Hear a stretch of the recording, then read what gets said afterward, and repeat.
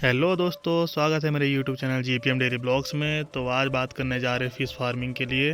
तो fish farming में सबसे पहले हमें जानना ज़रूरी है कि हम एक तालाब का निर्माण किस तरह से करें। तो तालाब के निर्माण के लिए आपको कोशिश ये करना है कि आप जिस जगह पर तालाब का निर्माण करवाने जा रहे हैं, आसपास में अगर किसी पड़ोसी का खेत लगता है तो उन खेतों से थोड़ी दूरी बना करके और मोटा मेड़ बनाना है।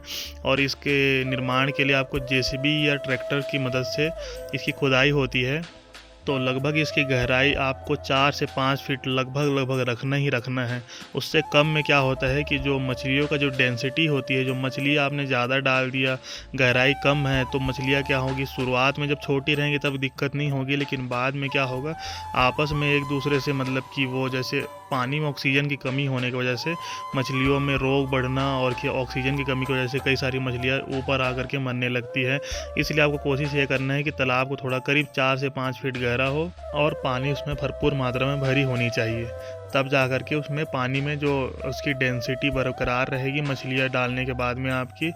तो बात करते हैं तालाब निर्माण के समय किन बातों का ध्यान रखना चाहिए। तो पहले आपने तालाब निर्माण के लिए जेसीबी या ट्रैक्टर की मदद से इसकी खुदाई करवा ली। उसके बाद में आप में सबसे पहले इसमें डालना है, तालाब में अपने डालना है आपको चूना। चूना आपको चारों तरफ बिल्कुल अच्छे तरीके से फैला देना है। करीब 50 से 60 किलो चूना आपको पूरे तालाब में फैलाना है, ताकि उसमें जो नीचे तालाब की खुदाई के समय कीड़े मकोड़े निकलते हैं वो चूने से जल जाते हैं, फिर वो बर्दाश्त नहीं कर पाते तो वहाँ से भग जाते हैं। उसके बाद में आपने उसमें तालाब में अपना पानी भरना है पूरा। तो करीब 2 से 3 हफ्ते लगातार आप पानी चलाएंगे, जितना पानी सोखना होगा वो सोख लेगा। उसके बाद में उस तालाब में जो पानी रह गया, उसके बाद आपको करीब आधा ट्रॉली उसमें डालना है, आपको खाद डालना है, गोबर खाद डालना है। शुरुआती जो फर्स्ट आपका होगा भोजन मछलियों के लिए वो गोबर खाद के रूप में ही होगा। और उसके बाद में जब आप उन्हें गोबर खाद डाल दिया तो 2 से 3 दिन छोड़ने के बाद में आप इसमें मछली के बीज का चुनाव करें। मछली का बीज याद रहे, देसी लोकल बीज अगर आपने चुना है तो देसी लोकल बीज का परिणाम ये होगा कि आपकी जो मछलियों की ग्रोथ है वो बहुत ही लेट होगी और उस ग्रोथ की वजह से आपको परेशानी का सामना करना पड़ेगा और हो सकता है नुकसान भी हो, क्योंकि आप उनको दोगे महंगे उनको जो खाने के लिए जो दाने डालोगे वो महंगे आएंगे। और आप अगर मछलियों के लोकल बीज खरीदोगे तो उसमें आपको दिक्कत होगी, क्योंकि जो आपको अच्छे बीज होते हैं, स्टैंडर्ड बीज होते हैं मछलियों के, वो क्या होता है कि साल में वो लगभग एक साल में तैयार हो जाती हैं। लेकिन जो आपका लोकल बीज होता है, जो देसी बीज होते हैं, जो आपको झूठ बोल करके बेचते हैं, उस बीज का नुकसान ये होता है कि वो 2 से 3 साल तक मछलियाँ बड़ी नहीं होती है, और जब तक बड़ी होगी तब तक आपका भारी भरकम नुकसान हो चुका होगा।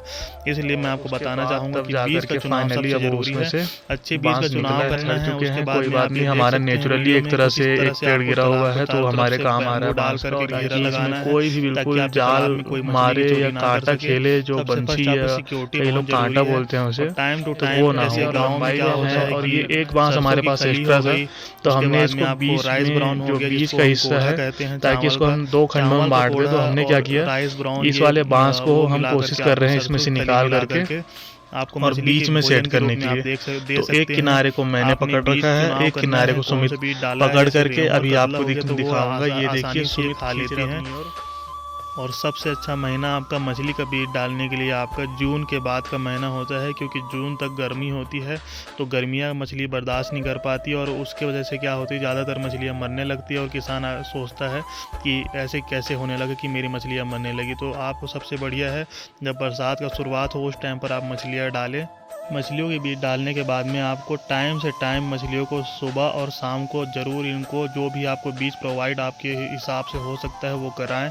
और उसके बाद में कभी कभी क्या होता है किसान को पता नहीं होता और उसकी मछलियाँ तालाब के ऊपर आने लगती। जब छोटी होती तब तो अच्छी बात है, यदि आपकी मछलियाँ 500-600 ग्राम की हो गई उसके बाद भी अगर आपके तालाब के ऊपर इस तरह से आ रही हैं तो आप ये समझ लें कि तालाब में ऑक्सीजन की कमी हो रही है, घनत्व तो बढ़ चुका है। तो आपने क्या करना है, चूने का छिड़काव करना है सबसे पहले, जिससे कि ऑक्सीजन की कमी कम पूरी होती है। और दूसरा आपको पानी चलाते रहना है। लगातार पानी चलने से क्या, पानी में जो बुलबुले होते हैं उससे मछलियों के ऑक्सीजन की पूर्ति होती है। और तीसरा आपने उपाय करना है इन मछलियों को रोग से बचाने के लिए और उनमें ऑक्सीजन की मात्रा बढ़ाने के लिए आपको पोटेशियम परमैंगनेट का इस्तेमाल करना है। नज़दीकी मेडिकल स्टोर में आपको 20 रुपये का 10 ग्राम का पैकेट मिलता है, तो आपको 4 पैकेट 5 पैकेट जैसे आपके तालाब का साइज़ है उस हिसाब से आपको उसका इस्तेमाल करना है। पोटेशियम परमैंगनेट से त्वचा के रोग होते हैं मछलियों के, वो भी दूर होते हैं। और इस तरह से टाइम टू टाइम आपको 15 से 30 दिन के अंदर एक बार पोटेशियम डालना है। और बीच बीच में आपको देखना है कि पानी में ज़्यादा हरापन या जैसे गाढ़ा हरापन हो जाता है तो वो नहीं होना चाहिए। यदि ज़्यादा हरापन हो रहा है, कुछ इस तरह हो तो ठीक है, इससे ज़्यादा हरापन हो रहा है तो इसका मतलब आप समझ लीजिए कि पानी में ऑक्सीजन कमी हो रही है। तो टाइम टू टाइम पानी चलाते रहें और उसमें चूने का छिड़काव करें। और 1 साल के बाद लगभग आपकी मछलियाँ 1 किलो के आसपास हो जाएंगी, बहुत ही अच्छी हो जाएंगी। और तब जाके आप उसको हार्वेस्ट करने के लिए उसकी तैयारी करें। बीच में आप उसको एक बार चेक करने के लिए आप किसी न किसी को उतार के ज़रूर देखें, उसमें नेट लगा करके।